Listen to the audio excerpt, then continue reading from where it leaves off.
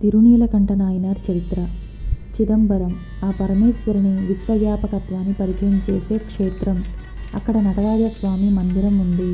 పరమ పవిత్రమైన శివగంగా పుష్కరిణి. చల్లని చూపులతో కరుణించే అమ్మవారి పేరు శివగామి సుందరి.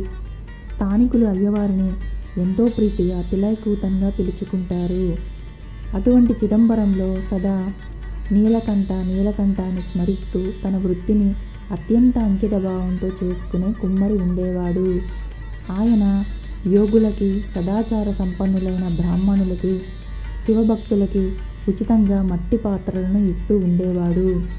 ఎల్లప్పుడూ నీలకంఠ నీలకంఠ అని స్మరిస్తూ ఉండడం చేత ఆయన్ని నీలకంఠన్ అని పిలిచేవారు స్థానికులు. అంతటి మహాశివభక్తుడు ఇంద్రియ నిగ్రహం కోల్పోయి అతను ఓసారి ఒక పొరపాటు చేస్తాడు. అదేమిటంటే ఓ రాత్రి వేశ్యతో తనివితీరా సంభోగించి ఇంటికి చేరతాడు. అది అతని భార్య గమనిస్తుంది. అతను చేసిన తప్పుని ఆమె భరించలేకపోయింది. ఆమె మహాపతివ్రత.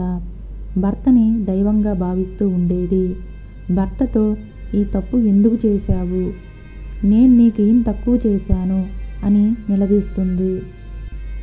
నీలకంఠన్ ఆమెకి సర్ది చెప్పాలని ఎంతో ప్రయత్నించాడు. ఆమె వినిపించుకోలేదు.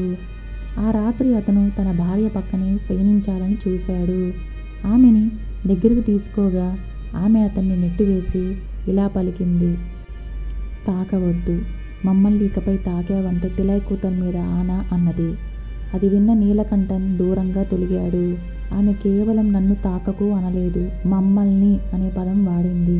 అంటే ఆన ప్రతి స్త్రీ విషయంలో వర్తిస్తుంది. అందువల్ల ఆ రోజు నుండి నీలకంఠన్ స్త్రీల జోలికి పోకుండా బ్రహ్మచర్య దీక్ష అవలంబించాడు. తానిక జన్మలో భార్యతో సహా ఏ స్త్రీని తాకకూడదని ఒట్టు పెట్టుకున్నాడు. అది తన నీలకంఠన్ మీద తన భార్య పెట్టిన ఆన.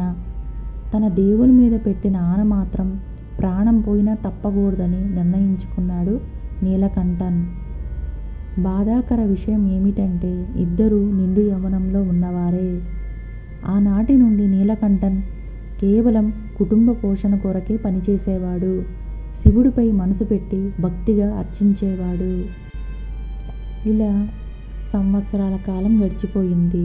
నీలకంఠన్ ఆయన భార్య ఇద్దరూ వృద్ధులయ్యారు. శరీరం ముడతలు పడింది. ఓపిక తగ్గిపోయింది. అయినా వారి ఒట్టు పట్టు వీడలేదు. బయట ప్రపంచానికి ఈ ఒట్టు గుట్టు తెలియలేదు. నీలకంఠన్ అలా దీక్ష కొనసాగిస్తూనే ఉన్నాడు.